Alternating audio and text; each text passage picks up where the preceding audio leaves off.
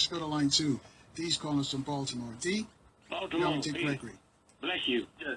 Good morning, Carl and Brother Gregory. It's a pleasure and honor to Thank you. Bless you and the speak with family. you. Thank you. Thank you. Thank you. A couple of comments, and then I'll have a question and let you respond to it. My comments first is that why do we keep getting caught up with these cast of characters that they roll out every 4 years, and we get in an uproar and have debates and pose questions and who. I'm not voting for Trump. Matter of fact, I'm not voting for any of them. Unless Dick Gregory's running for president again, I'm not voting for any of these clowns that they put in front of us.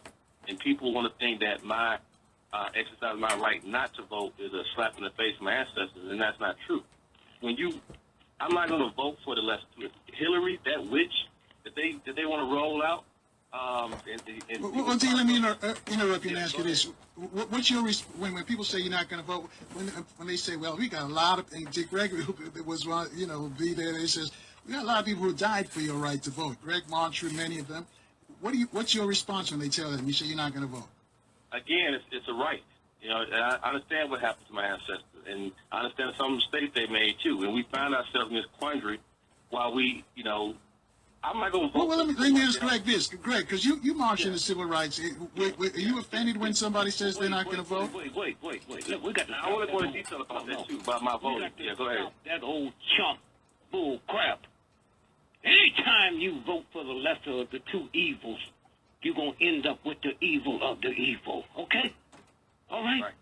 And you look, the greatest thing happened 4 years ago in that election. All the black folks that they was giving the money to, okay? Because they knew the black vote was going to come anyway. They was giving the money to. Them black folks didn't ask for $200 million, and you better give money to every black radio station and the handful left. They didn't ask for that. Okay, so they lost, huh? See, we so busy wanting everything easy. 99.9% of the white folks, all these gains come off that civil rights movement. They wasn't there. They didn't even send money. So don't tell me I haven't got a right. I haven't got a right to vote for the... If you rate 3 women and this guy rate 2, so I'm going for him because he rate lesser than you. We fools, and that's where it's going. I'm going to say this again. Most of us don't know that much about Hitler and the Nazis. But anytime you go and vote for the lesser of the evil, you're going to end up with the evil of the evil, because the Catholic Church haven't got nothing to do with it. You know how much drug money? Right. If there's a preacher and a drug dude get in trouble and killed, and they want the funeral there, and you give most of them X amount of dollars, they'll take it. You give billions of dollars to the Catholic Church, and before we get off of that subject, if you, brother, you get through listening to the show today, get on the computer and punch up, Google, February the 2nd, 2013. The Bank of Italy canceled all Vatican, all Vatican credit cards because they was laundering drug money, sex money, little children, the whole thing. But the universal God, you can't manipulate. And so consequently, instead of having 4 wars, we got 1 war, and we think that's better, huh? All right, hold on, thought, Greg. D, stay with us. We got to take a quick break. I know you have a follow-up question. 800-450-7876. You two can join the conversation with Dick Gregory. Take your phone call. Thank you for staying with us. I guess the social activist Dick Gregory.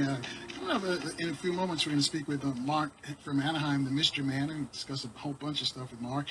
But let's go back out to D in Baltimore on line 2. D, what was your question or your original question that you have for Greg? Yeah, I just want to ask a question around, even talking about Hillary.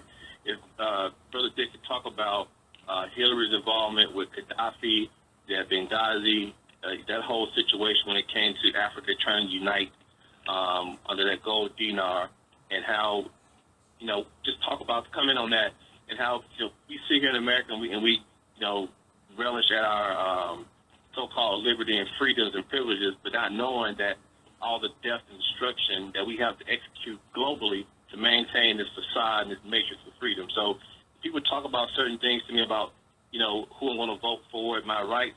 I clearly understand that. I was born in a small town in Alabama 41 years ago, so I know the history behind that.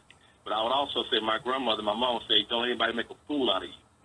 So I'm just going to make that comment, but I want Brother Gregory to comment on Hillary and Libya and Gaddafi. Well, when you sit and you look at Hillary and Libya and Gaddafi, I can't talk about one of them because they're separate. Gaddafi, when that airplane crashed, okay, with all them college students on it, what they didn't tell you, there was 9 drug pushers, agents that was dealing drugs worldwide, and a federal judge demanded that they come back and be arraigned. They was on that plane. Okay, so we know. Now, Greg, this is the plane that went missing? The crash went missing? No. This is the one that over Lockerbie. Oh, Lockerbie, okay. Scotland. And they got Gaddafi to come in and take the hit. Okay? And that's what happened. That was on that. And so when you look at Hillary, all the stuff they got on her. Okay? But let me tell you something, brother. And you will never make it to the top of that ladder. Because when you are blessed to put on the magic glasses, there's 2 things that go with that blessing. If you bought you a brand new Rolls Royce, you ain't supposed to take it back to the ghetto where people's driving Chevys and wonder what's wrong with them. I'm asking, what's wrong with you? Huh?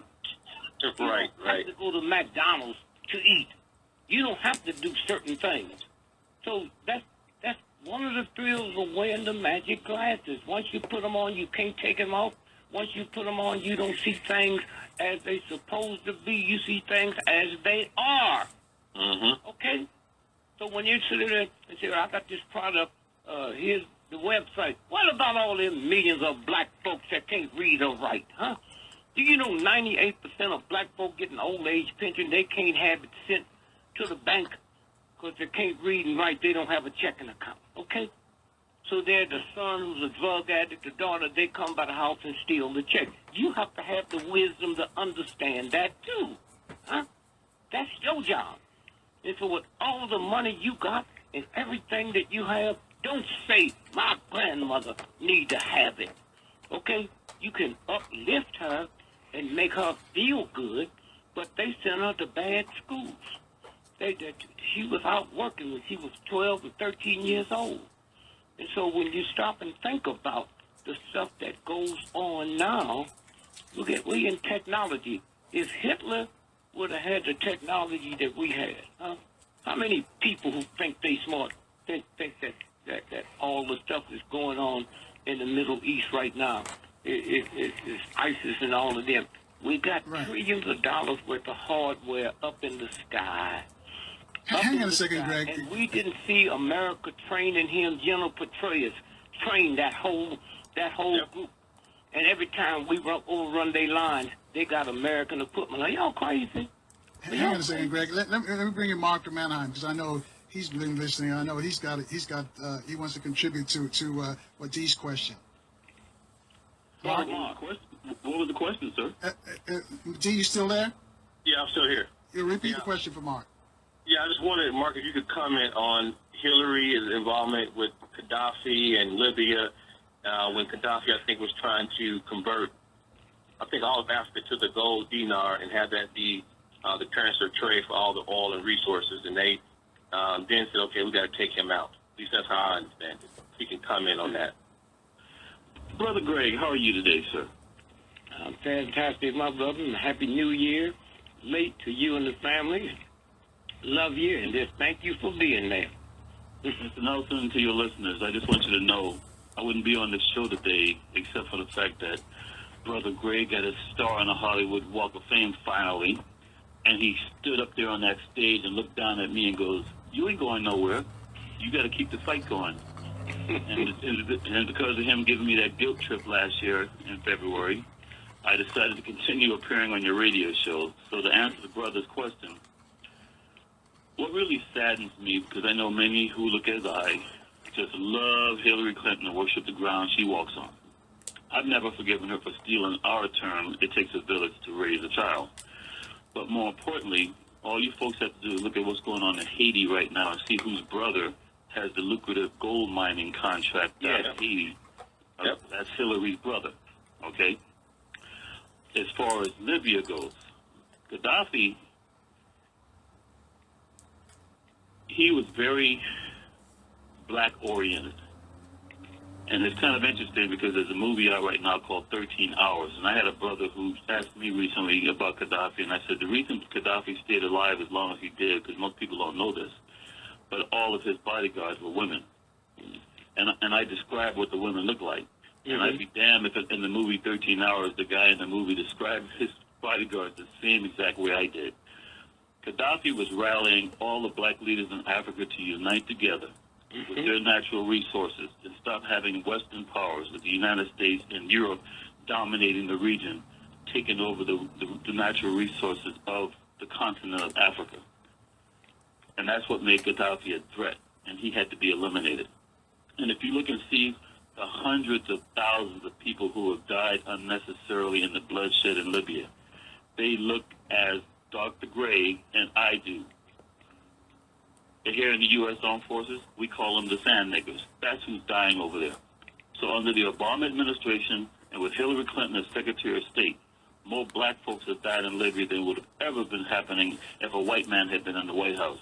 But since black folks don't want to say nothing bad about the brother, and because they're so in love with Hillary Clinton, that's why the bloodshed continues in Libya, especially after this so-called Arab Spring. Well, Mark, let me interrupt you and ask you this, because there was talk that Gaddafi was trying to create or recreate, or create actually, the United States of Africa, and they didn't want to see that happen. Was there any truth to that? Absolute truth. Sure. In fact, it saddens me because we just deployed another 5,000 troops to the continent of Africa. We now have drone bases in places like Sierra Leone, and the media here doesn't cover it. And most of the stuff that's going on in places like Mali and other places, some of that blowback is what you saw in Paris, by the way, because the French are still colonizing Africa. There's still something like 12 countries that still pay colonial taxes to France. Okay? And Haiti will always be a red eye to the French because Haiti is the successful slave revolution against the French colonials. And so Europe has always hated Haiti, and when Haiti gets out of line, because we use that so-called Monroe Doctrine, we tell Europeans, don't worry about it. If something happens in our backyard, we'll take care of it. And that's why when I left LAPD, I was offered $18,000 a month to go down to Haiti. And I refused because, one, I'm not going to take blood money. Two, having President Clinton go back down there after the earthquake in Haiti was a slap in the face to all the Haitians because it was Clinton's administration that invaded Haiti. When the Haitians refused to work in those mines, they brought in Dominican Republicans. Okay? And there's just so much going on in the diaspora right now that the U.S. is doing, as you can see what's going on in Venezuela and every place else. Anybody who stands up to the Western powers, anybody who stands up to the United States and tries to have their own democratically elected people come in and think for themselves, we eliminate them. Gaddafi had to be eliminated. Right, and I'm glad you mentioned Venezuela, because Greg was going to touch on that about what's going on in the economy with the oil in China. If you guys can make the connection so the audience can understand what's going on, why our gas prices are dropping. You want an idea about China? Most people don't even know this. Right now, China is planning to build a canal in Nicaragua that will rival the Panama Canal that we built. No. They built one in Nicaragua too. Yes. And that's why we had to spend trillions of dollars making lots there where you live, where all the ships come in. They had to all large those lots because they explain that, because the audience they know about the Panama Canal, but they don't know the significance of I don't the know canal. if they know about the Panama Canal because most people don't know that practically all the people who worked on that Panama Canal were blacks, mostly from Jamaica and the rest of the Caribbean. Yes. So but what is its significance, though? The significance is 98% of all your canals on the planet is run and controlled by the Chinese, and they do it from China, okay? Not there. And so consequently, they loaned Nicaragua, they loaned Nicaragua? Nicaragua, $10 billion to build a $2 trillion canal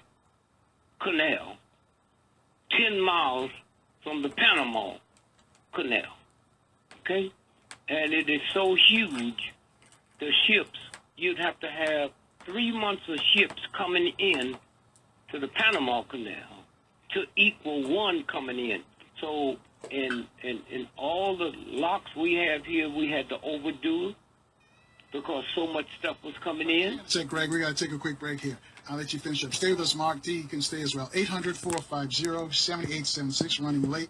Your call's next on 1450 WOL, where information is power. Social activist Dick Gregory, and also our mystery man Mark from Anaheim. Mark's not his real name. He's not really from Anaheim.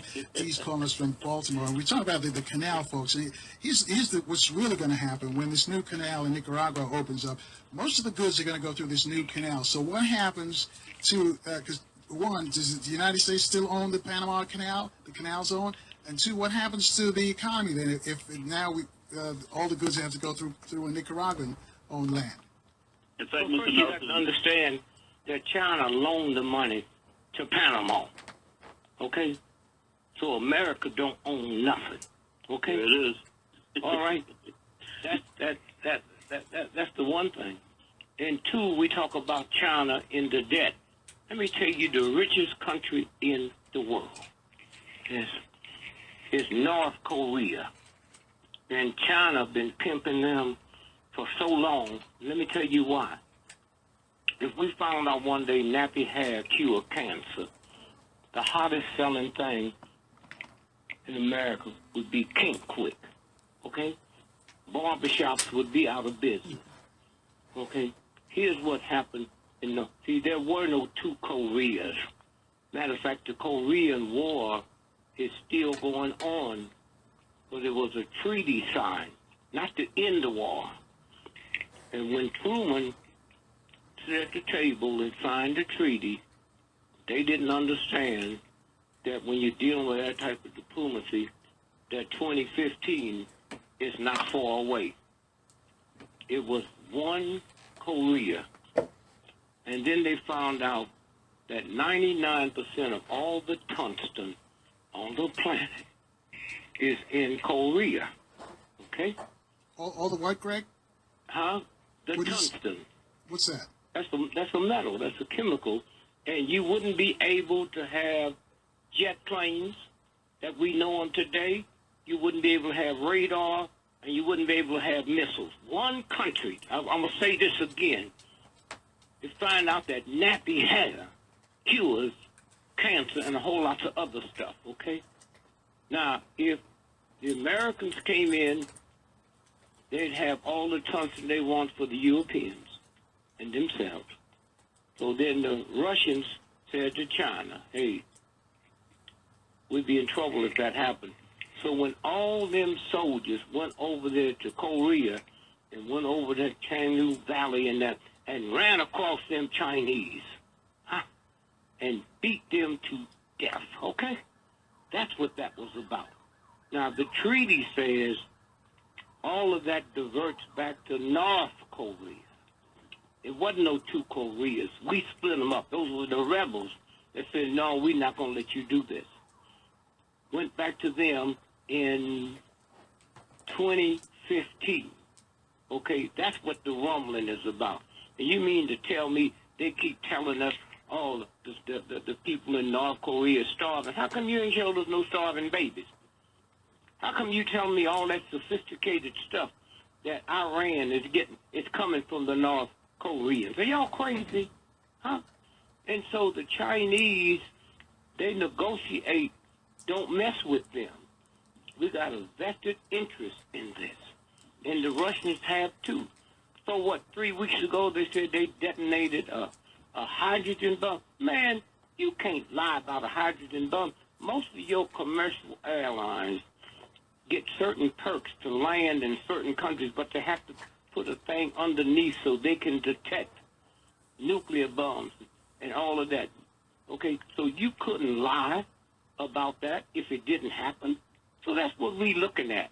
And so all at once now, when we sit and think about all the rumbling that's going on, and it's funny, the Chinese mad at us. The Chinese ain't never mentioned them trillions of dollars we owe them.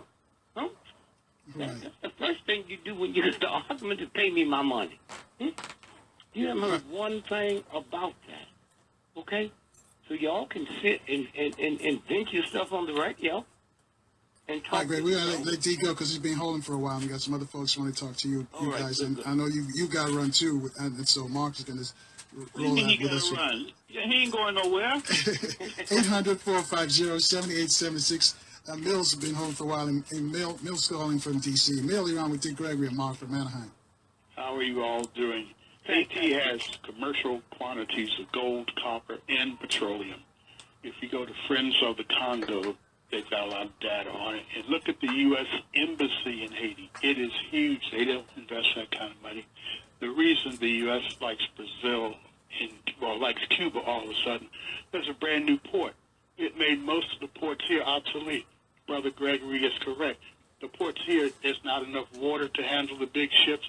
There's not enough crane to handle the big containers.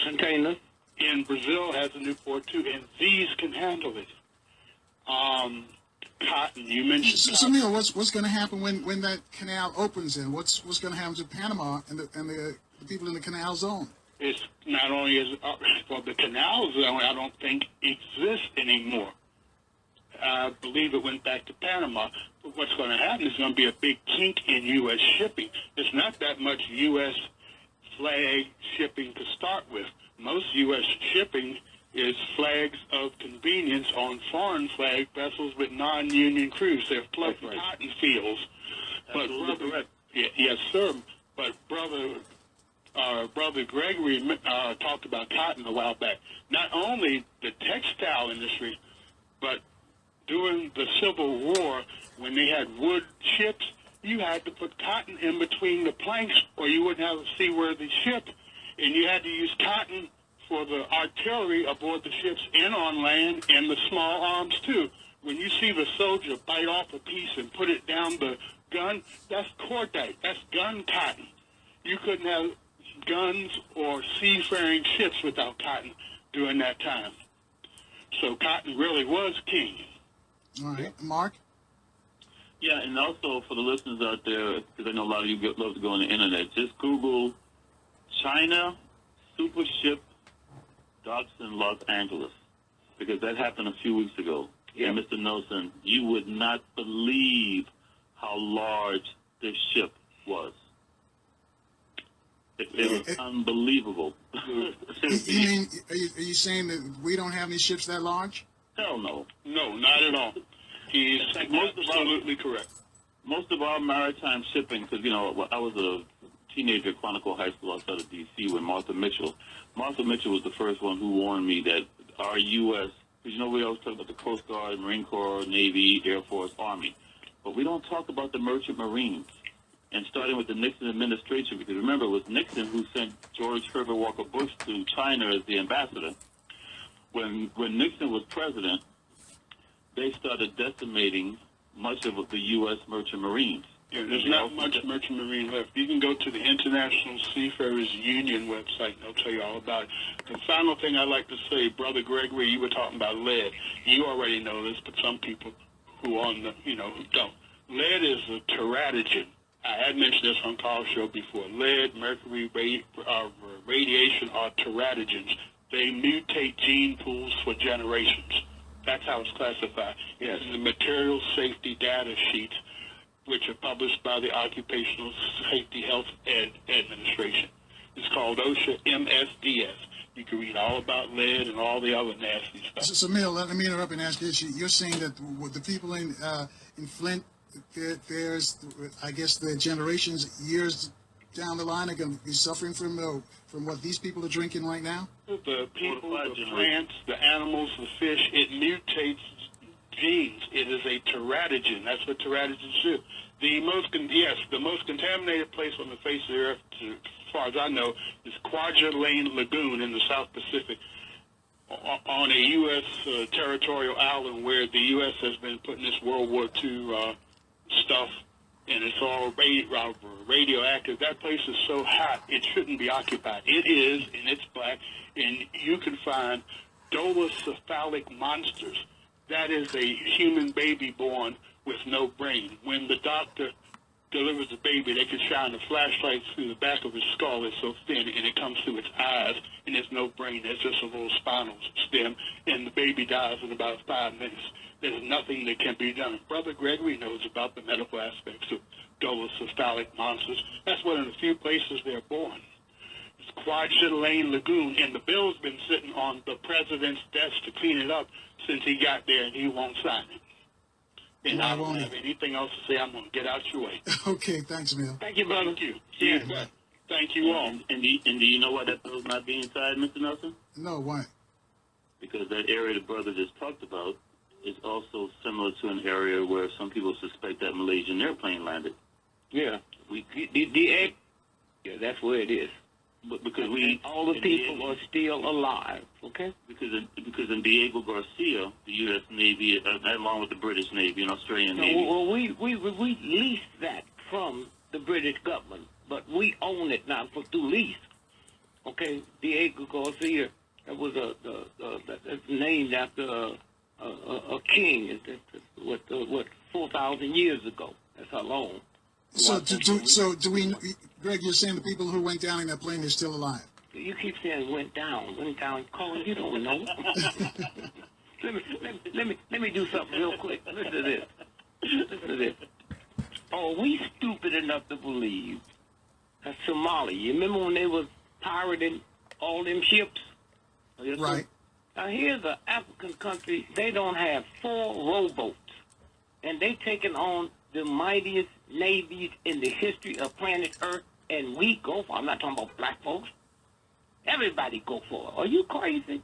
Then they do a movie about it, and they run the whole thing down. And what it was, in order to take that plane there, the runway wasn't long enough in Diego Garcia.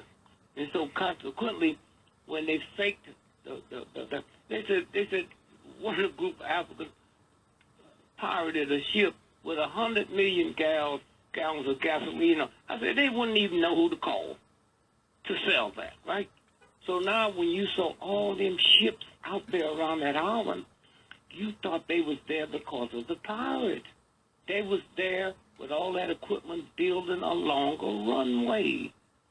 And then after, because of shows like you, and people can tell, let me tell you what happened. 6 months ago, the Americans and the president, there's a little remote island, not far from such and such, that the natives found the wing. He said, let me check that island. They have no hot and cold running water. They have no tap water. They have no electric. They have no telephone. How did they know who to call? How did they know? Greg, we got to take a break, and we got to let you go because I know you got to run. And thank you for joining us today. 800-450-7876. Mark from Anaheim, is going to be with us for the rest of the way. Folks, you two can join the discussion with Mark. Reach out to us. We can wrap up anything that we left off with Greg and Mill before we take another call for you. You know why I like to keep Greg on the phone, right? No, why? Because he gets to answer the question. That way I don't have to answer it, and I don't get in trouble. But before we start, on a serious note, I want to express my condolences to all those who may be listening who lost loved ones during this recent storm on the East Coast. Mr. Nelson, I think you and I talked about this off air before, but that storm that hit D.C. last week reminded me of the storm back in January of 1982. I was stationed up at Quantico, Virginia at the time, and that was when the Air Florida flight hit the 14th Street Bridge. And it was a pretty nasty storm. So, it's not covered much in the news. It's already out of the news, but there's still a lot of suffering going on. A lot of people are still trying to shovel their way out from all that record snow on the East Coast. So I just wanted to send out my condolences to those who may be listening today, who I know are being touched by that. On a positive note, I have to give a shout out to one of my surfers. You know, we just had a recent surf contest down here in Huntington Beach, Mr. Nelson. I had 64 men, 32 women in the contest. Only one asked me to help her. She won the contest. But, you know, you already know that's what I do. So anyway, Maud LaCar, I was hard on her. Even when she was winning her heat, I was very hard on her, and I made her make me a promise. And since she left Huntington Beach this past weekend, she finished up another contest where she won in Israel. So I got to give a shout out to Maud. But listen, also, you have a black female who, Yale graduate, a historian, that's doing a documentary right now on black women who left the Deep South and went to places like New York City or maybe out west to L.A. So I want to give a shout-out to Marta Effinger Cricklow, and I hope she gets in touch with you because your listeners need to hear this woman and what she's doing with her documentary right now, because it's unfortunate so much of our history is being told by other people who aren't really doing it in the best interest of our history. So to see a black woman out there doing some research on our history and knowing that most people aren't aware of her endeavors right now, I have to give her a shout out because I know it's not easy, and I know there are a lot of hurdles.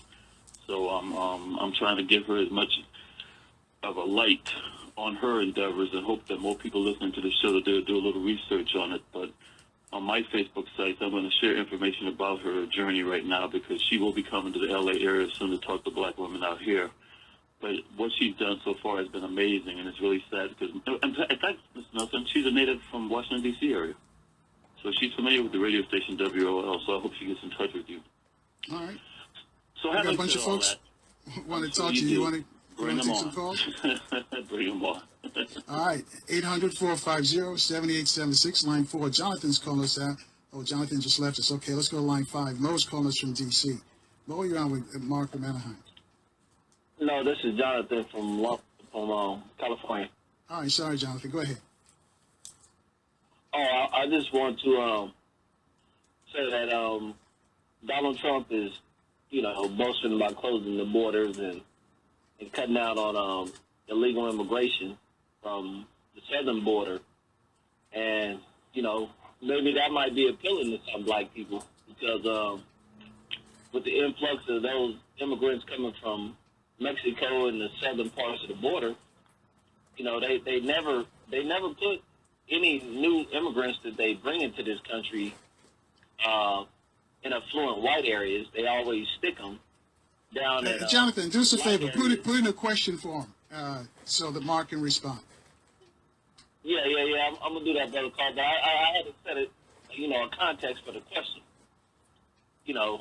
And the question is, why shouldn't black people vote for Donald Trump? Yeah, so that's primarily the question. What I was saying is that the premise is that might be something that's favorable to black people. So can Mark give us a good reason why black people shouldn't support Trump? Okay. Thanks, Jonathan. All right. Mark? There's a song written about that. Where do I begin? First of all, Donald Trump's a racist. I think that's enough reason right there not to vote for Donald Trump, but you do what you want. Donald Trump has no plans on closing the border. Donald Trump is saying what white racists in this country want to hear him say because nobody else is saying it. He panders to the same people who said that Obama's not a citizen, that Obama's a Muslim. All you have to do is Google Donald Trump. Just Google Donald Trump racist remarks that he said publicly. And you should have enough reason that any person of color who's conscious, or for somebody of not of color who's conscious, why not to vote for him? But if you want the first lady in the White House who's got naked pictures on the internet, knock yourself out. He's in bed with the mob. I mean, he made his money off casinos. It's really sad, Mr. Knowles, because we idolize folks in this country who have demonstrated all the reasons why certain people have become billionaires, while the rest of us are told we have to pull ourselves up by the bootstraps. He didn't pull Well, let me interrupt you and ask you this, because Greg says he's not as rich as he says he is. He's not. Do you agree? It's funny because he talked all this crap about Bloomberg and saying Bloomberg didn't have $25 billion, but he was right. Bloomberg has $59 billion. So when Donald Trump starts talking smack about Bloomberg, Donald Trump pales in comparison to Bloomberg. And it's just amazing because Trump, I don't really believe Trump ever thought he would still be in the race. I guess he didn't realize just how stupid, ignorant, and dumb the masses in this country are that would even allow him to still be in the race. He said anything and everything possible to offend folks, and they still love him. That tells you the psychosis of the psychology in this country. And he Well, let me ask you: do you think he's really wants to win, or is it just a game for him? He's a billionaire. Why would he want to be in the White House? If he's a billionaire in the White House, he can't be involved in all his business transactions. He's not going to give that up. Seriously.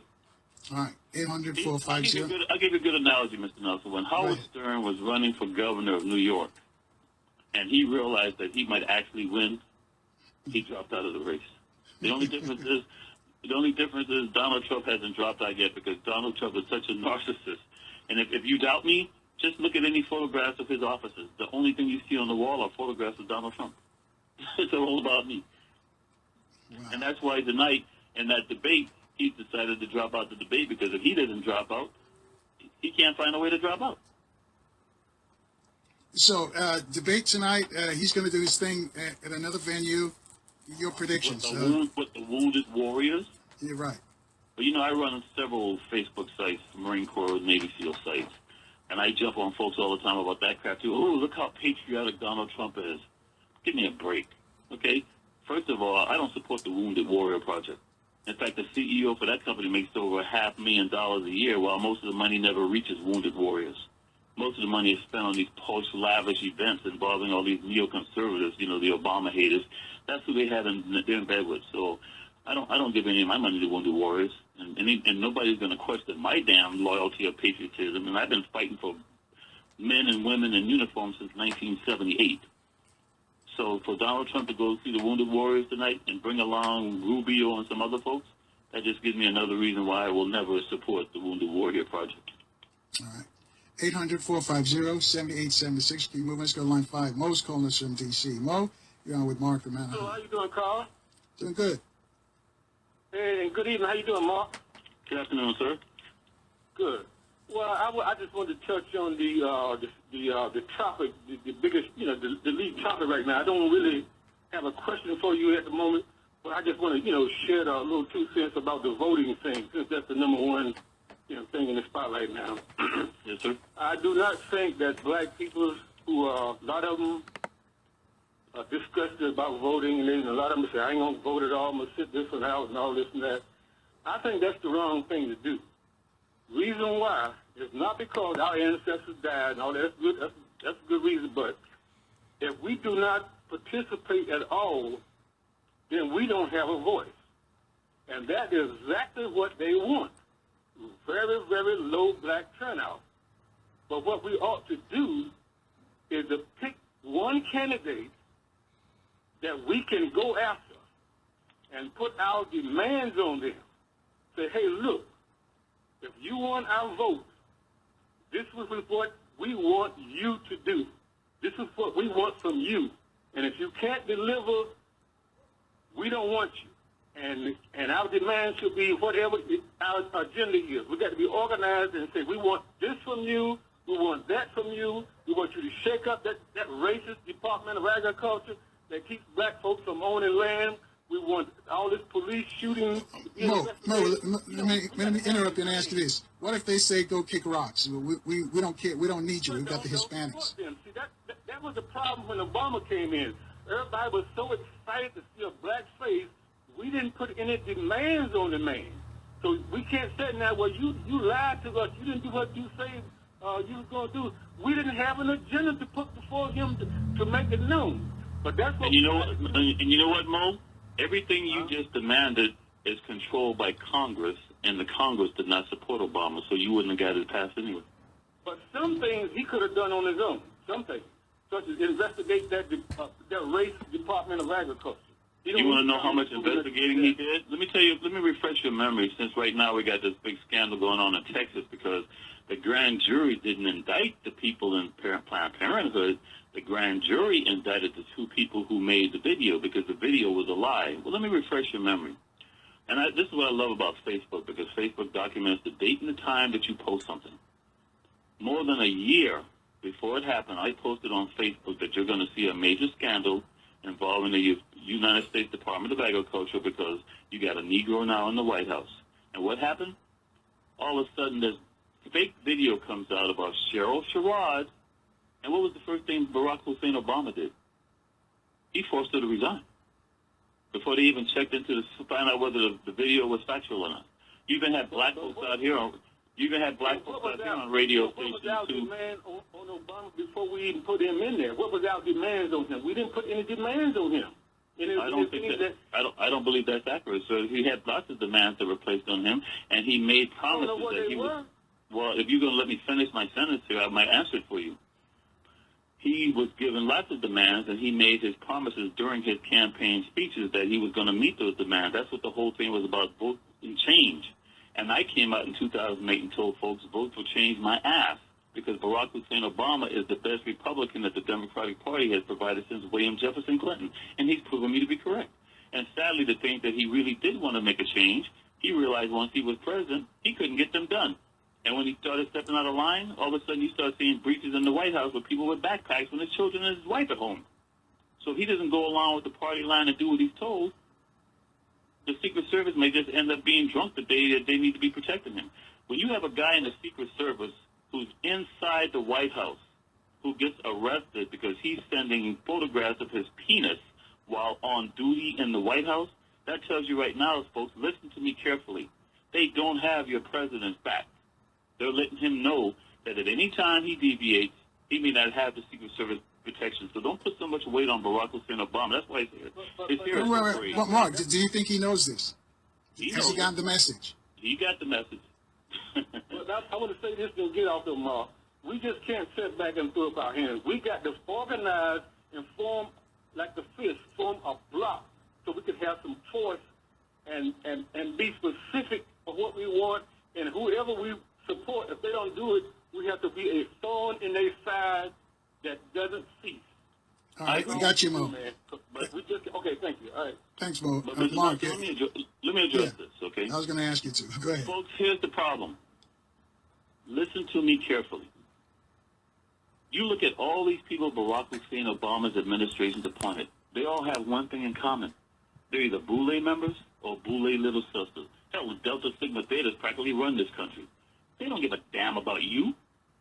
If you're not part of that little fraternal organization, then you're not considered the people worthy of being with them anyway.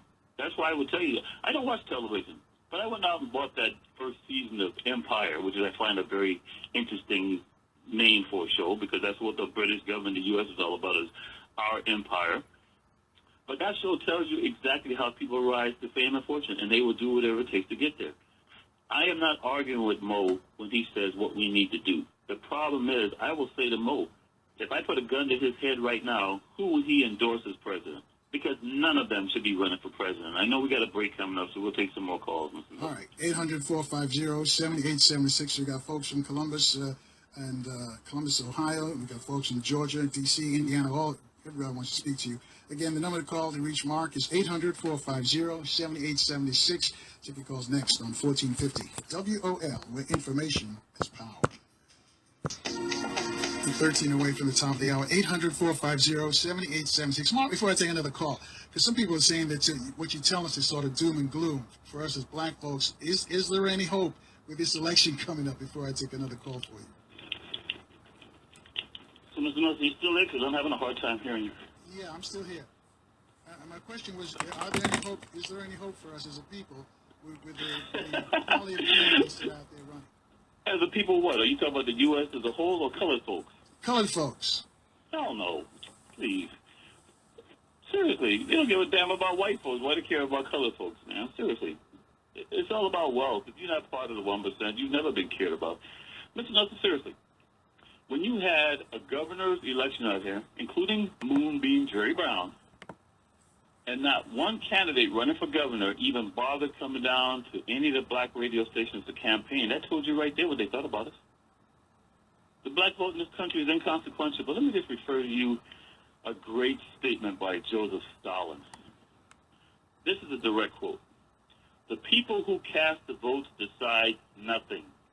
The people who count the votes decide everything. Do you understand what that means, Mr. Nelson? Break it down. Right now, we have 29 states in this country where the governor and or the Secretary of State is a Republican. During an election year, Mr. Nelson, who do you think is the most powerful person in this country? It's Secretary of State. We saw that Damn with Florida. right. Thank you very much.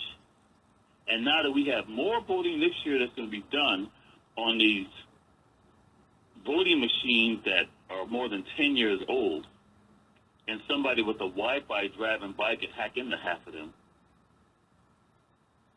vote scam is alive and well. In You know fact, what? Bernie Sanders said that recently. Yeah, well, Bernie knows. He said he was concerned about the voting machines. He's concerned, and I like that term. He should be. But I guess I must have said something because now my phone's really going haywire. But yeah, seriously. All right, hang on, because we've got a bunch of folks who want to talk to you. 800-450-7876. Speak to Mark from Anaheim. Let's go to line 6. Mike's calling us from Columbus, Ohio, I think. Mike, you're on with Mark from Anaheim. Thanks for taking my call, Carl. I want to say this one thing. I got a couple of questions, but voting for us in this world is like fool's gold. And my people, we got to wake up to that. Mark's right. You ain't got the money, and that's where the corruption comes. You can't control anything. It's just like going to an amusement park, playing a game, and guess what you win? A badge and a sticker. It's fool's gold. They pick who they want in there. They run this country. But I wanted to address this part. I heard a lady say this is our country to Trump, and that's why we're voting for him. And I want Mark to back me up if he can, but this, I'm going to tell the truth. I want white people to know, white women and white men to know, when you got here, there was an establishment already here. There was an establishment already here called the Continental Congress, just like George Washington's Continental Army. We set up the presidential seal, we gave you the United States treasure, and we gave you the holiday Thanksgiving. We were already here, so we weren't just slaves. This ain't your country. It took it from us. The other thing I want to ask Mark is, are you aware of Deacons for Justice? And I have a question for Carl. Carl, can you please bring on the black farmer? Because today it's the water, tomorrow it'll be the food if it ain't already. We need to hear the status of our black farmers and what we're eating. And you know what? I put out a call to the black farmers. They never got back to me, but they may have not gotten the message. So I'll try again, Mike. Please do. And the other thing, Carl, about this water, and Mark knows it too. The cleanest water on this planet is right up there at them Great Lakes, and they sell that water to China. China buys. That's the cleanest water in the country. It's right there in them Great Lakes, and our people suffer, and we don't know. Thanks, Mike. All right, Mark, he wants to talk about what's going on in Flint. Well, once again, when the Governor Snyder, who I consider the only person I consider works governor of Snyder would probably have to be Scott Walker. When Snyder started selecting his panel of people who were not elected by the people, once again on Facebook, before all this crap is being discussed now, I posted and I told folks what was going to happen. So I sit back 3 years later now and I'm watching it happen. Everybody's like, I didn't see this coming. I told you this was going to happen. This is what happened when privatization of government agencies occurs in this country. Because under privatization, they don't follow rules. Closer to home for me right here is out here in Porter Ranch. You get all these white cops, a lot of white folks who want to run away from the colored folks who live out there in the valley. So they buy this, real expensive property out in Porter Ranch. And a lot of them are Obama haters. They hate Obama. They hate the EPA, for those who don't know, Environmental Protection Agency. They hate Moonbeam Governor Jerry Brown. They hate liberals like Aaron Brockovich. And now in Porter Ranch, Mr. Nelson, we have the second only to the BP oil spill in the Gulf as the second greatest natural disaster going on in the United States. And hardly any news media is covering it. But here's the thing, Mr. Nelson. All those folks who ran out there to Porter Ranch, do you realize before they could buy a home out there, what do you think is included in the clause in their mortgage loan? I don't know. And I got some friends who live out there, but I don't know. I didn't ask, but go ahead. Ask them like this. Look in their loan and see if it doesn't specifically state that you are knowingly buying a home next to a natural gas storage facility. Right. And what some of them have told me, Mark, just today, as a matter of fact, that they'd moved them out, they'd put them in hotels until April and paying the mortgage and that kind of stuff. Do you know how long that leak's been going on? No. 1978. Wow. So most of them just moved when it was leaking. They moved in there. Exactly, and that's why in their closet, look right in their lease, and I can't say who, but I know somebody who's involved in that. And she and I laugh about it. I said, don't in their property, when they bought that property, whether they leased that property, whether they're renting that property, didn't specifically state that they are knowingly, and she goes, oh yeah. That's how it's stupid. So it ain't about black folks, because most of those people, they don't look as I do. In fact, they moved out there to get away from people who look as I do. So why are you sitting there worrying about there's always a black thing? It's not about black folks. They're not wealthy either. So they're not worthy. That's reality. I know two out there, so I'll talk to you offline about that. 800 But as far as Flint, Michigan goes, Mr. Nelson, yeah, go ahead. Flint, Michigan is just one example of what's going on throughout this country, where you have all these groups that follow ALEC, get rid of all the local regulations and laws so that they can come in with their privatization of government agencies or look the other way when they violate. You know, even the BP spill, Mr. Nelson, that BP spill in the Gulf could have been prevented because they had a disaster similar to that before they even built that facility down there in the Gulf. They knew. You know, and I'm glad you mentioned the Gulf because I just got an email yesterday from somebody who's really investigating that. And they said those folks still have not got paid. They're not going to get paid. Mr. Nelson, by the time most of the people in the Exxon Valdez in Alaska, by the time their settlements, well, let me rephrase that. Most of the people were dead before they ever received their settlement from the Exxon Valdez disaster. These folks know how to tie stuff. In fact, I'll give you one right now. I've spent the last couple of weeks lots of hours at local hospital because a close friend of mine, Vietnam vet, war hero, even though he won't even wear half the medals he's entitled, he was in Operation Buffalo, one of the most horrendous operations. I'm a retired Marine. In the Marine Corps, we have what's called the Walking Dead. 9th Marines. They're the only Marines to lose their colors. In other words, their flag was taken by the Vietnamese because they were overrun. Devastatingly high number of Vietnamese compared to what intelligence told them they were going up against. And he's suffering now from Agent Orange. You know who made Agent Orange, Mr. Nelson? Who we did? Well, what company? I don't know what company. Who? Dow. Dow Chemical? You know how many years Dow Chemical denied having anything to do with Agent Orange before they finally acknowledged it? And how many years it was tied up in court, and now only some of the Vietnam veterans are finally getting medical care when it's far too late, and I don't see a positive prognosis for my friend, and maybe that's why we spend so much time with him this year. But I say this to you because Dow Chemical, I came on your show back on the 18th of December and told you something that I still haven't seen in the news, but I told your listeners, Dow Chemical and DuPont are about to merge. And when they merge, all those lawsuits against Dow Chemical will disappear because they will no longer be the same company. That's how these business people work. That's how Exxon Valdez, they tied it up in court for so many years with appeals or bonds. And then they're also getting, they're putting money away and making interest off of it in the banks. So even if they did have to pay it out, they've already made the money and they're just paying off the interest on it. It's a game with them.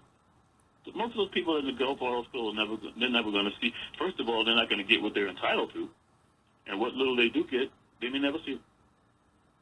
Wow. And a lot of listening right now. They just tweeting. And I'll just tell you one more. Let's go back to President Obama talking about 10th anniversary. All right, hold that right there. I'll let you finish on the other side. We got to take this quick break. We got folks from Georgia, D.C., Indiana, Arkansas, Chevy Chase, Maryland, all want to speak to you. 800-450-7876. You too can speak to Mark. The name we used years back when he was still working the LAPD. Dick Gregory says he's an early warning system, so keep him close. And Mark's been keeping us ahead of the game for quite some time. What you said about the BP oil spill got my Twitter exploding, and and folks are really upset. They said it's a shame. One person said they prolonged the process, hoping the victims can die. Folks, you want to tweet me, just reach out to me at carlnelsonshow.com, and that gives me a chance to remind you that if you missed any of the shows, just go to WOLDCnews.com. Kevin's just recorded them on, just put podcasts in the top right-hand corner. You can get download a copy of any of the shows that you've missed. But Mark, I'm gonna let you finish up what you're saying before we've got a bunch of folks from all across the country who want to speak to you. So, I started watching the first season of Empire. And what's the song they keep repeating on there? We're the people who make illegal legal. What more do you need to know? It's a very popular show. Lots of colored folks watch it. So you must know what the rules are because they tell you on that show every time. We're people who make illegal legal. And then the other popular show, Mr. Nelson, Kerry Washington, Scandal. Her whole purpose in life is to do nothing but get damage control for the wealthy.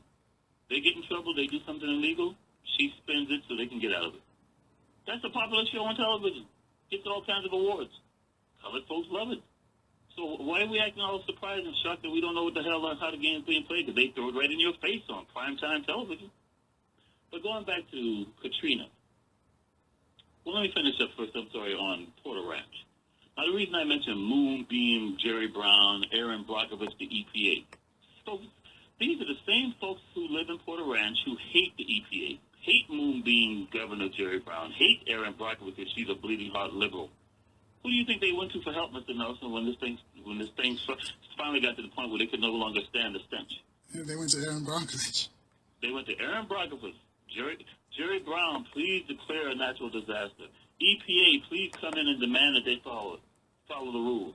But see, under the Tea Party libertarians, under the Republicans who tout that Ronald Reagan was the greatest president in the White House, they don't want any rules or regulations. This is what's going to happen to the rest of the country. Flint, Michigan is just a micro of what's happening all over this country, Mr. Nelson. Porter Ranch is happening all over this country. Look at all the places in Oklahoma where people turn on their kitchen sink and fire comes out of it.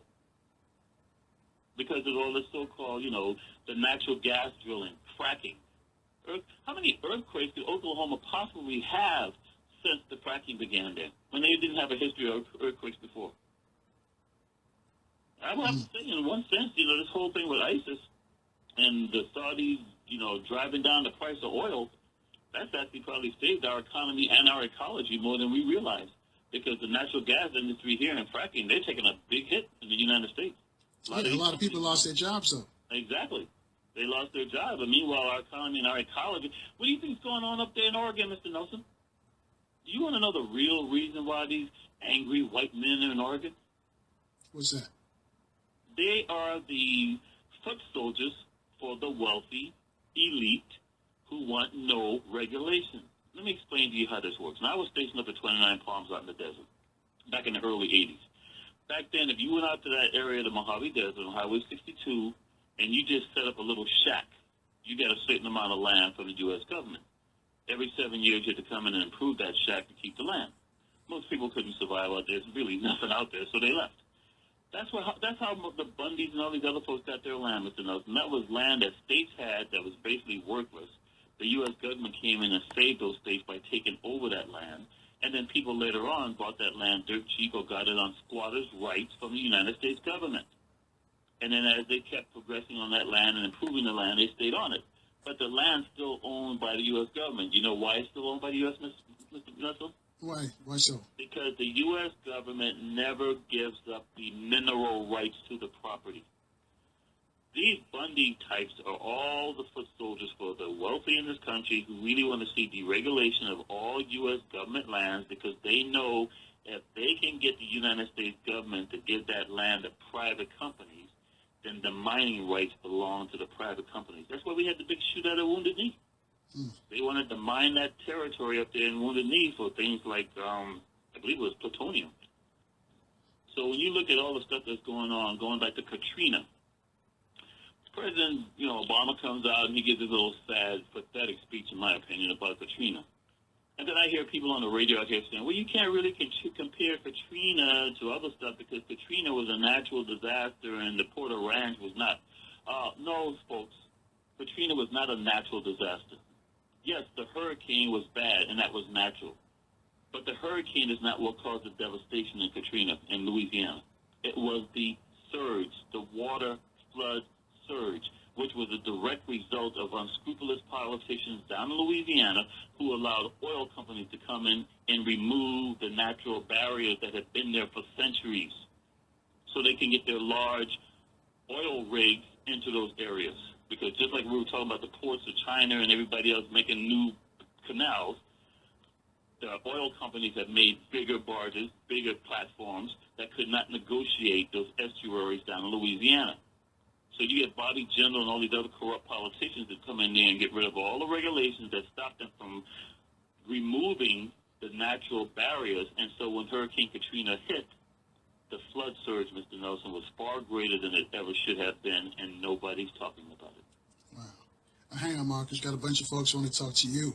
800-450-7876, line 2. Woody's calling us from out in Georgia. Woody, you're on with Mark from Anaheim. Damn. Is Woody there? Yes, sir. Yeah, go Yes, ahead. sir. Thanks for taking my call, Mr. Nelson. Awesome show. Sir, where are you calling from, sir? I'm calling from Georgia. How's it going? I always talk to you, Major Payne, on Facebook. How's it going, sir? How you doing, sir? All right. Thank you for keeping us abreast of all this. These topics are going crazy.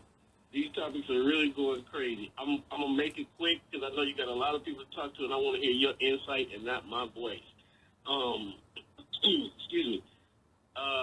What's your take on Bernie Sanders? Because a lot of people are talking about Trump, and I got a lot of friends and a lot of classmates and everybody talking about Feel the Burn. And Mossad ain't gonna be happy with all the promises that Bernie making to all these black people. And I know you got the inside track on that. And also, before I forget, Mr. Nelson, the West Georgia Farmers Cooperative is doing things with Miss Sherrod. So if you look them up on Facebook, there's an article from January 6th that's talking to her. So she's busy down here in Georgia with us because she got the farmers that money on that settlement. So she's not gone anywhere. They didn't hide her and stuff like that. And how do you feel about a lot of these Netflix films that are kind of sidetracking with Black history, like Birth of a Nation with Nat Parker and Beast of No Nation with Idris Elba? Because of course they're not going to be recognized and all that, like you were saying with Empire and those other, on networks. But it's like they're trying to sidetrack and still kind of bring us some historical accuracies from other conduits and stuff. Right. Okay, well, let's start with Burn, Feel the Burn. My question was, say, if Mo had a gun to his head, who would he endorse? So I asked myself the same question. Now, of everybody who's running for president right now, if I had a gun placed in my head and told that I have to endorse one of the candidates, whether Democrat or Republican, Green Party, Independent, whatever, who do you think it would be, Mr. Nelson? Bernie. Yeah. Why? Because he's about to redistribute the wealth. That's my guess would be. No, because he's honest. Bernie Sanders is not saying a damn thing in 2016 that I have not heard Bernie Sanders say since 1965.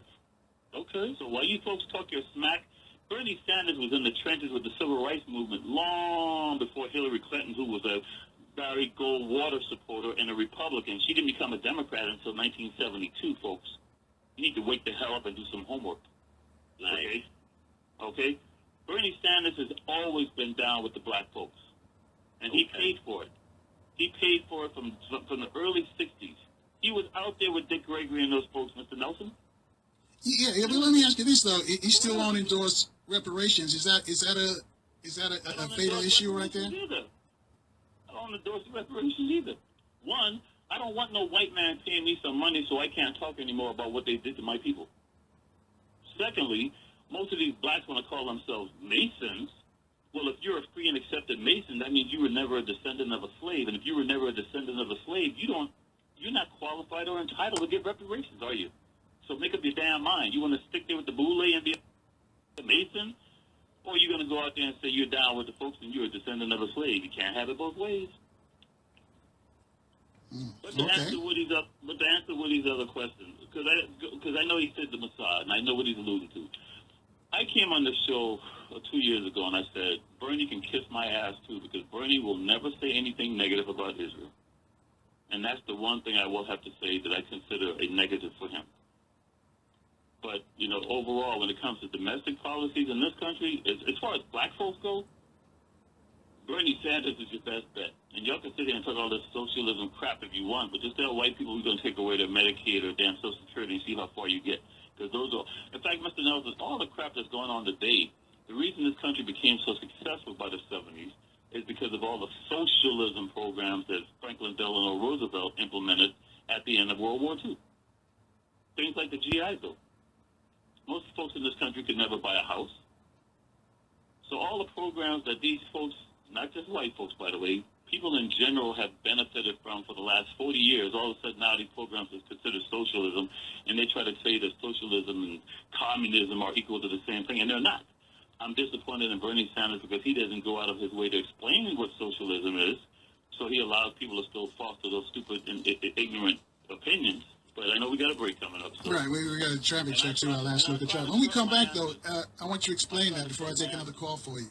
800-450-7876 to speak to Mark from Anaheim. Your calls are next. And thank you for staying with us, folks. Mark from Anaheim, I guess, as I mentioned, Mark is not his real name, and he's really not in Anaheim, California. But that's a whole other story. So, Mark, I'm going to let you finish up responding to Woody's questions. Yeah, during the break, I went and got... This is something I've been sending out to people for years, and I'm not the original author of this, but I did add a lot of my own stuff. So I'm just going to combine this, because I know we got a lot of callers. So this is my analogy when it comes to comparing so-called things as socialism, communism, etc. This is how I define Nazism. The government shoots you and then takes both of your cows. Capitalism. You have two cows, you milk them, and pour the lot down the drain to keep the prices up. Fascism. You have two cows, you give the milk to the government, and they sell the milk back to you. Communism. You have two cows, the government takes both of the cows, shares the milk with your neighbor. And then socialism. You have two cows, you keep one, and then you give the other to your neighbor. But that's the best analogy I can tell you, because socialism and communism are not the same thing. And it's sad that Bernie Sanders doesn't do a very good job of explaining that, because he's openly a socialist. Guess what, folks? Practically the rest of the world are socialists compared to the United States. We're fascists. Call it what you want, but we're fascists. So I hope that helps. All right. Oh, I'm sorry, he asked about Netflix. I don't do anything online. I'm not familiar with anything on Netflix, but I will say I know what he's alluding to. You know, Mr. Nelson, there's a movie coming out now with Michael Jackson, and the actor is white. As you know, in Hollywood, once again, we have no black actors or directors up for Academy Award nominations. Now, there is a movie that's called Birth of a Nation, which is on purpose, and it's about Nat Turner, not the Ku Klux Klan, as it was back in the day when Woodrow Wilson, which I should tell and listen to if you're not aware of this. When President Obama had the movie Selma viewed in the White House, that was the first time in 100 years that something like that had been done.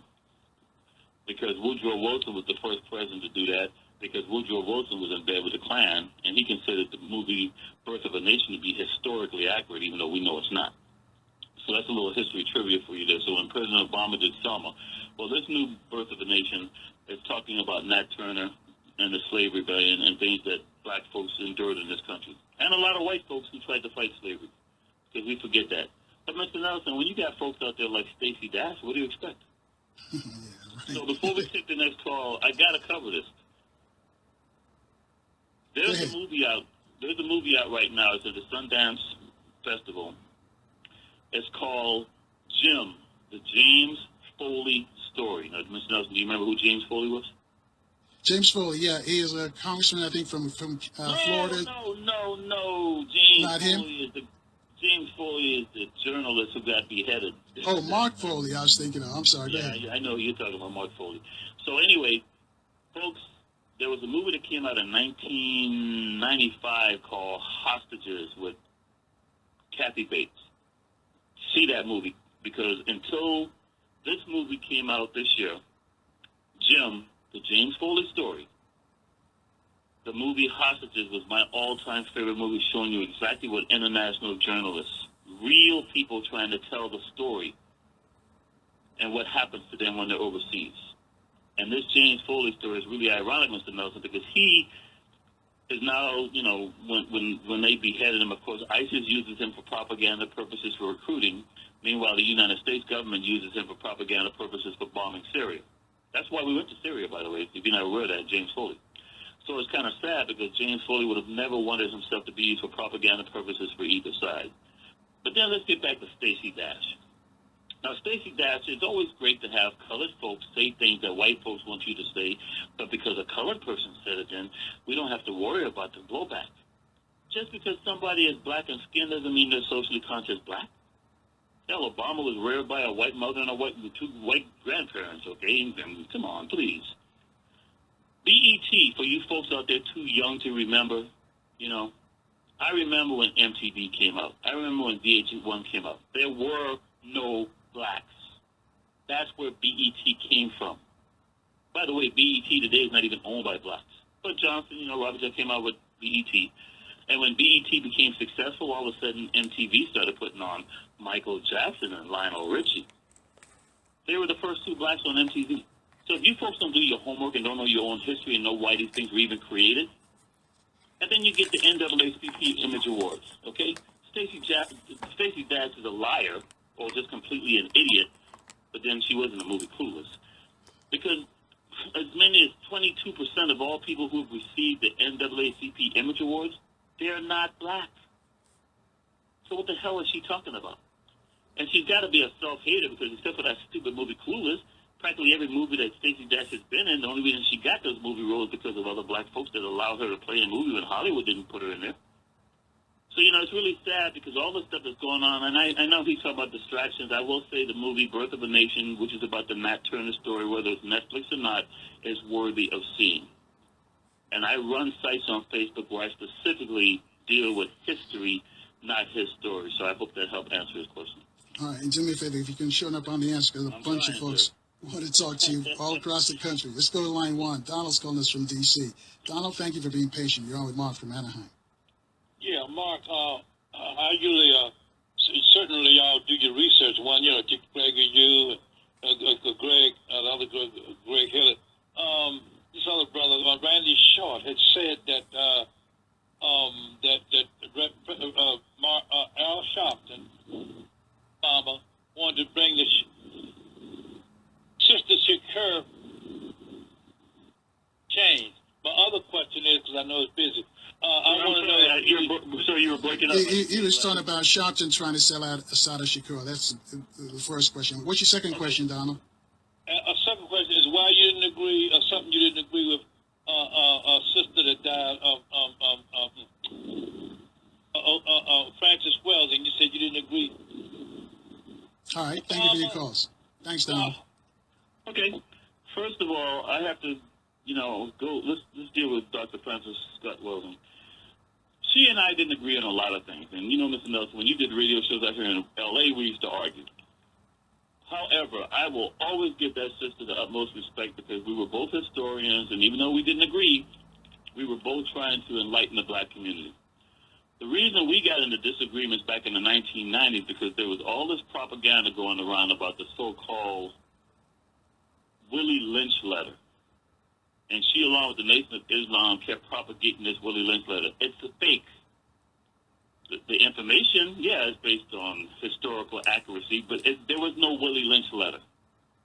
The other thing that she and I really got into it over was the fact that on the back of the $2 bill, for most of you don't realize this, George Washington was not the first president. The Continental Congress was the first, technically speaking, president of the United States. So if you look on the back of the dollar bill, you'll see the Continental Congress prior to George Washington. Well, Dr. Wells and the Nation of Islam and others are spreading this disinformation that one guy on the back of that $2 bill was a black man. Yes, he had the same exact name of the white man on the back of that $2 bill.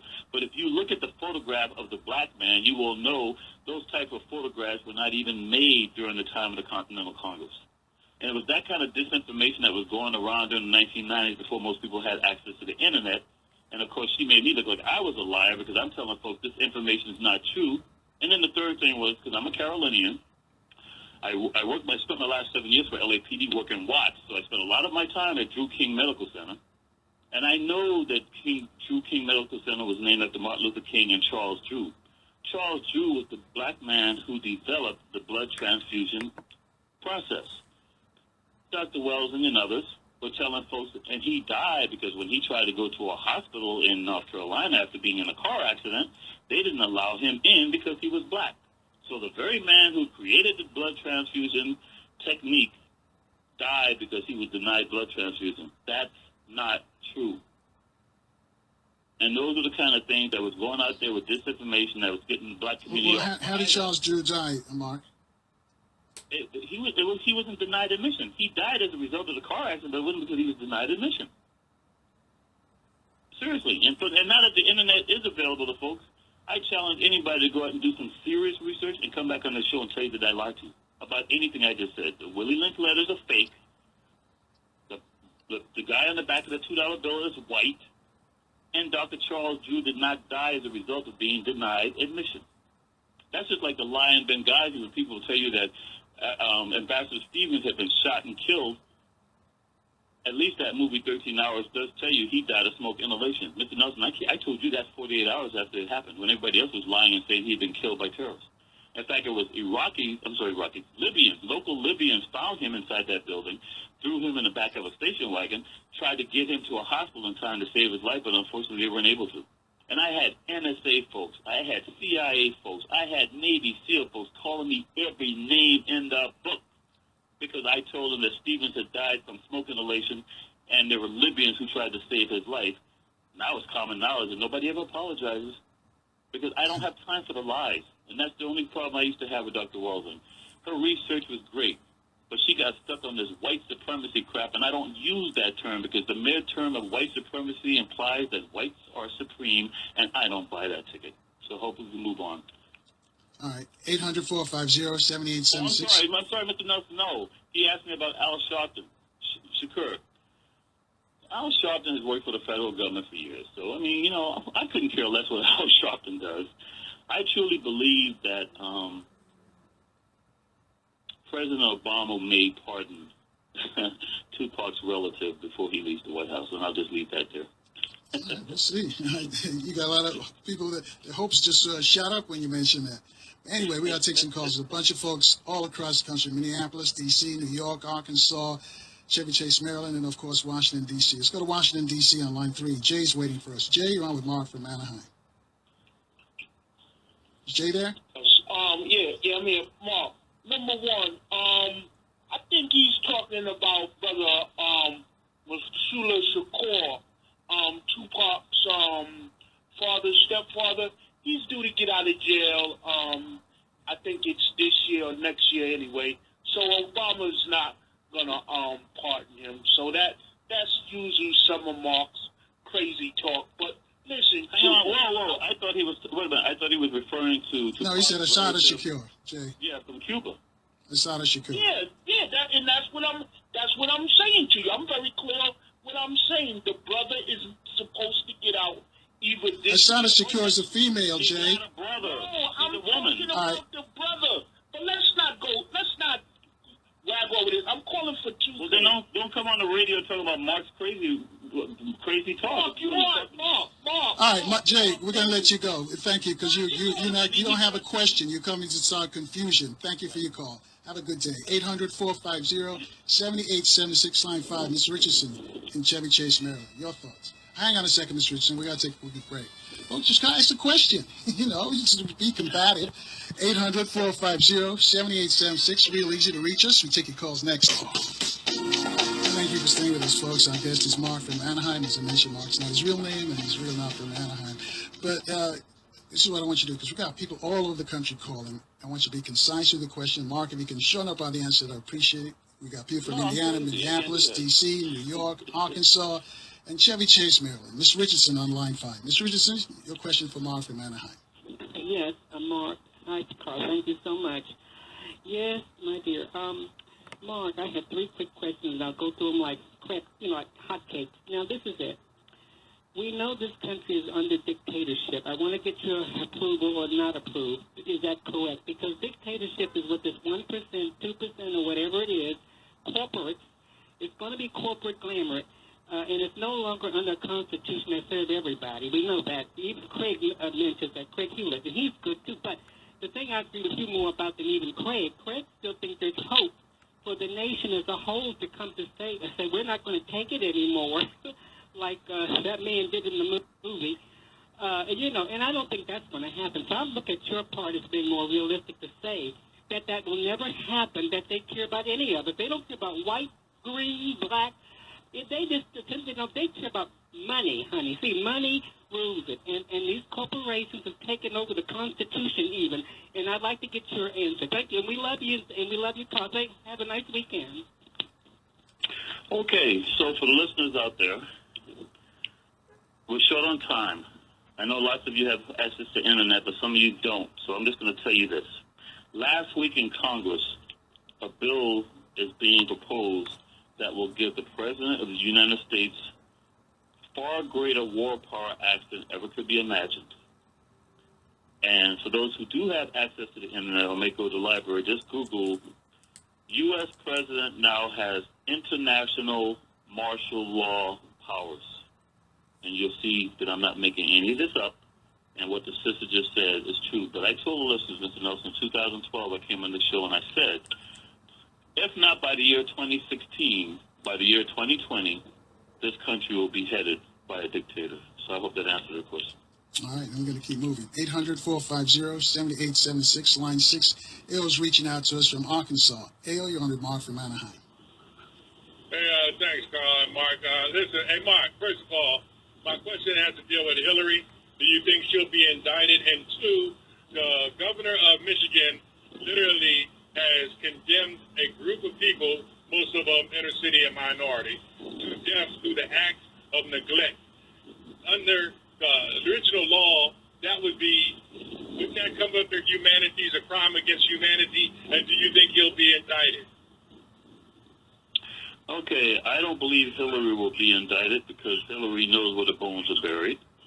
And as far as the governor, it's not a matter of neglect. It was a matter of willful, deliberate act. They purposely took the water supply that was clean, fresh water, and purposely, knowingly, went to a river that they know was heavily inundated with lead. And he won't be indicted either. So I hope that answers your question. Wow. 800-450-7876. I'm going straight to the call, so a lot of folks want to talk to you.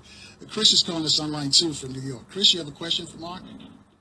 Yeah, quick question. And also, I appreciate all of you. Your station is unbelievable. Your guest, Dick Gregory, I like what he said about John Brown. Your guest, not everything. You value the community. So don't let these guys put you down. My question is, United States, what can trigger them to react, to set up another nuclear attack on somebody like that? You know, what are the protocols and stuff like that? Also with Russia and also with China. What can set something like that off that they would automatically do it? Okay, one of my mentors was Colonel L. Fletcher Prouty, and when he was going through a top-level school for the U.S. Air Force, but it was a joint school, he actually had to come up with a plan, what would happen in the event of a nuclear attack. I want to tell you folks straight up, unless we have somebody who gets access to enough nuclear material to create what we call a dirty bomb, you're not going to see a nuclear attack in this country again. In fact, one of the problems we have, and I knew that North Korea did not test the hydrogen bomb. The hydrogen bomb, more than the atom bomb and nuclear bomb, has caused major holes in our ozone layer. And now, around the world, people are trying to figure out how to undo that damage. And maybe that's why you see those certain airplanes flying overhead, leaving this chemtrail, because they're trying to undo the damage that the hydrogen bombs have done to the ozone layer. We're not going to see a nuclear attack in this world in our lifetime, Mr. Nelson, unless truly some rogue element gets access to nuclear material and create a bomb. But as far as the country goes, they talk a lot of smack. It's never going to happen. Well, let me ask you this then, because before you and Craig said that we're real close to World War III. Are we still closer, or is all that fear dissipated? Oh, no, I didn't say we're not close to World War III. Don't get me wrong.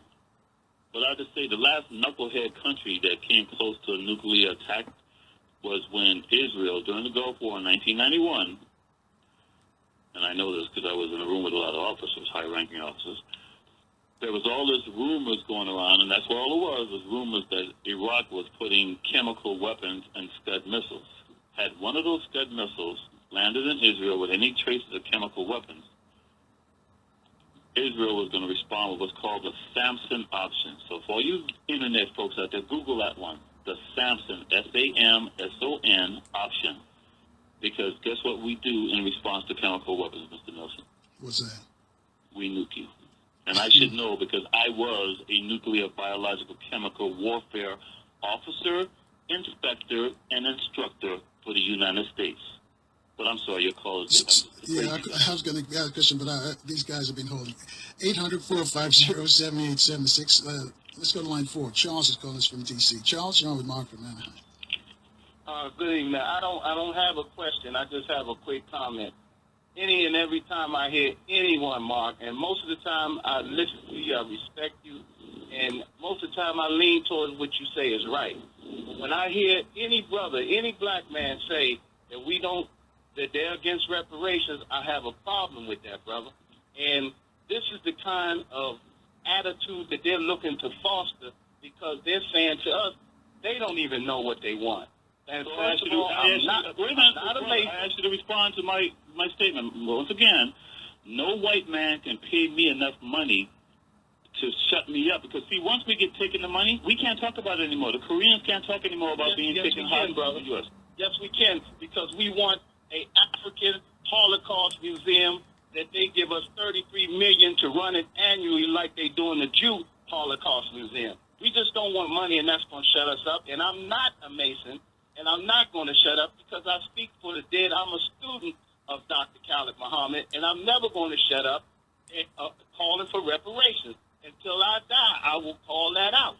So I would hope that you would sometimes kind of look differently about that, because you're very well respected and people listen to your voice, and that voice has a voice of reasoning, and people need to know we deserve it, we should get it, and we should not stop until they give it.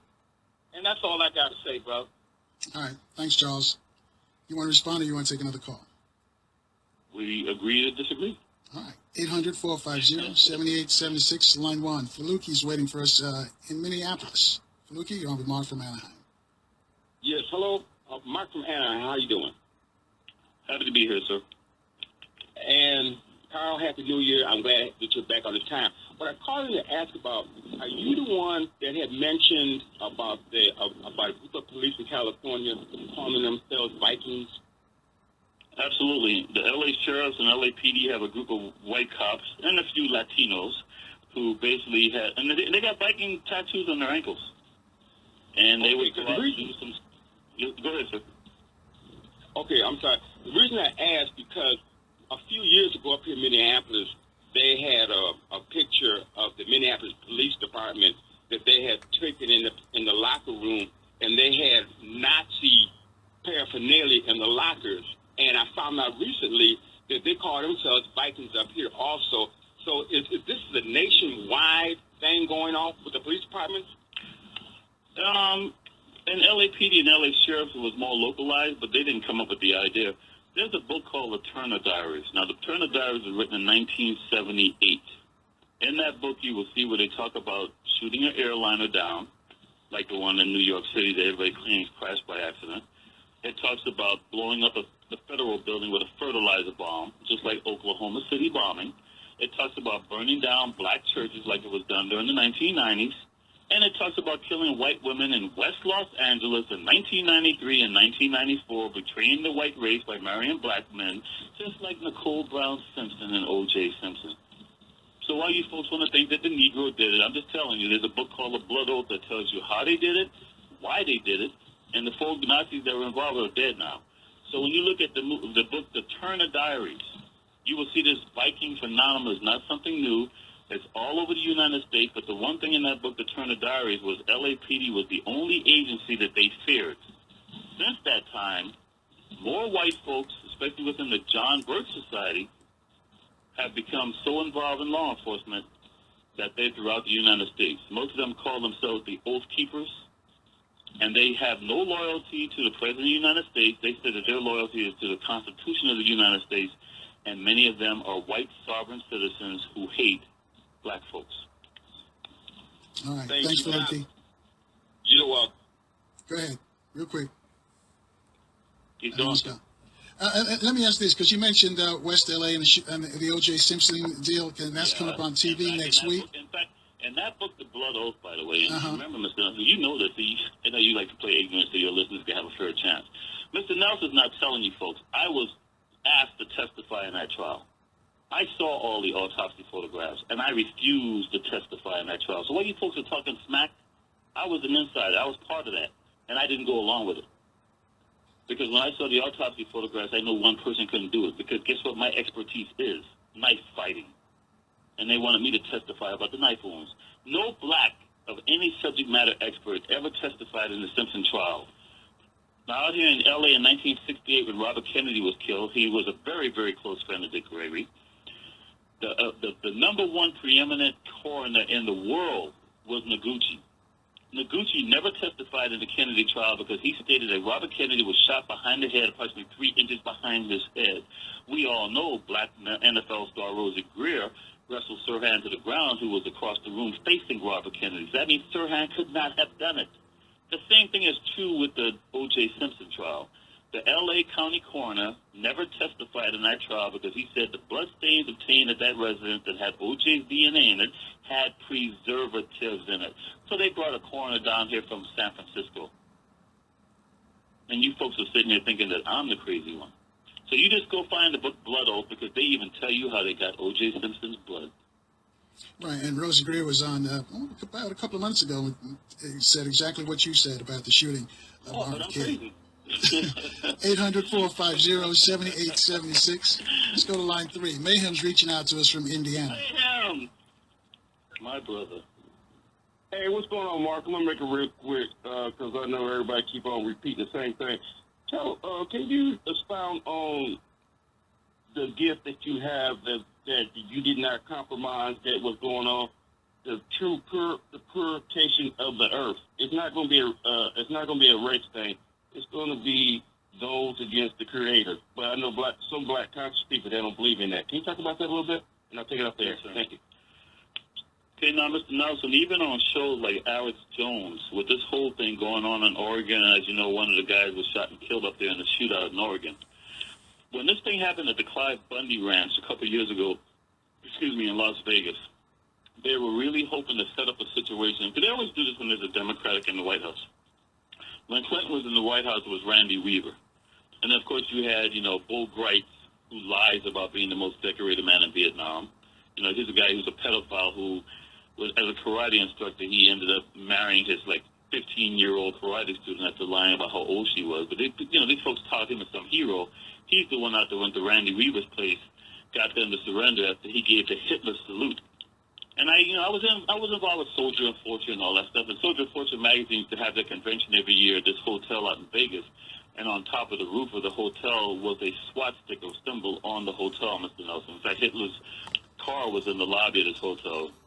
It's all been sold now, but I know we're coming up on a break, and see, this is the problem with your folks asking these complex questions. All right, hold it until after the break, and then I'll let you finish. We got folks from Florida, L.A., Baltimore, and other cities want to talk to you as well.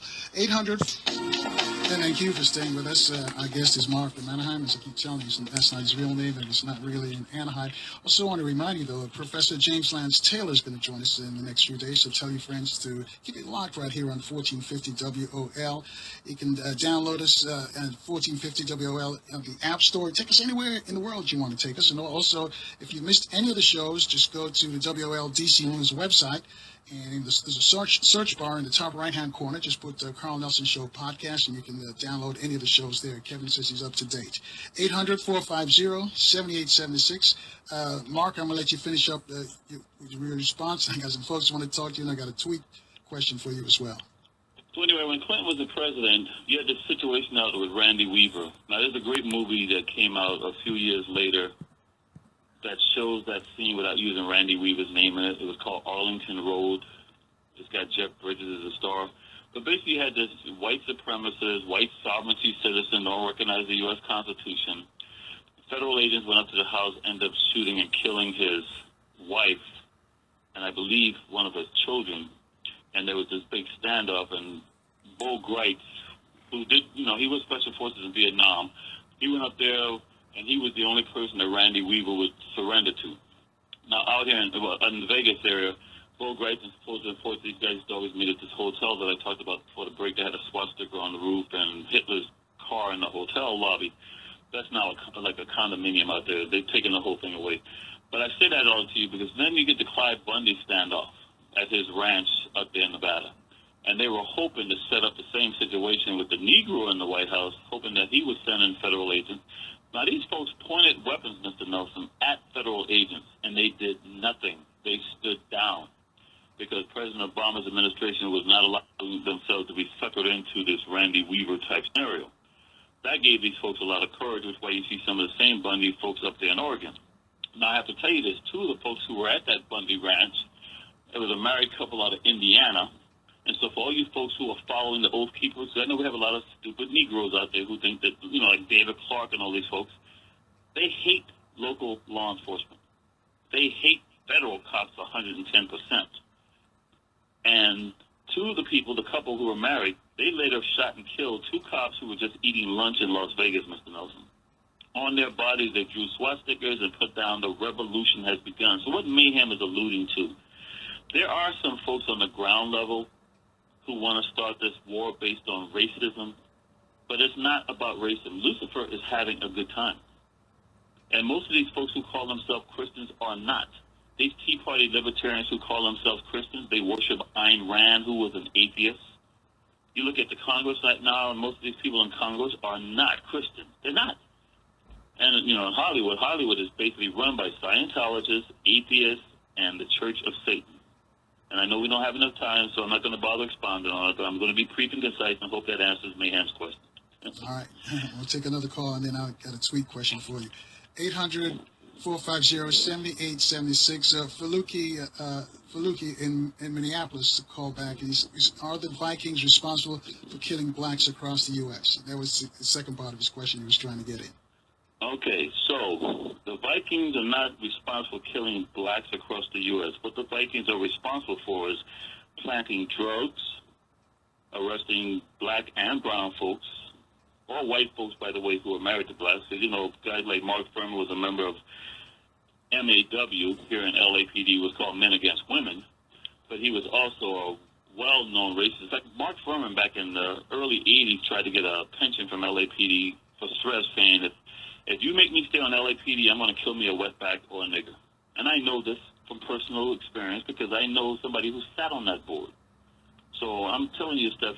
LAPD knew he was a racist from day one. That's why when he was in the courtroom, he was a former Marine.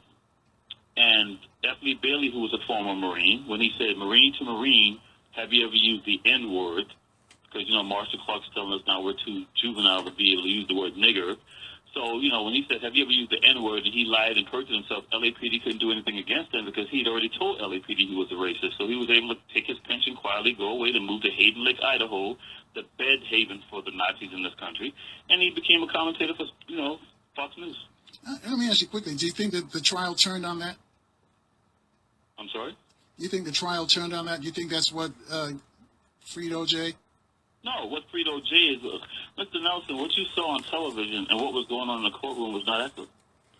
I was up there on that floor. I know KFI, for example, which is a local radio station here, they had a booth outside the damn courthouse. The courtroom.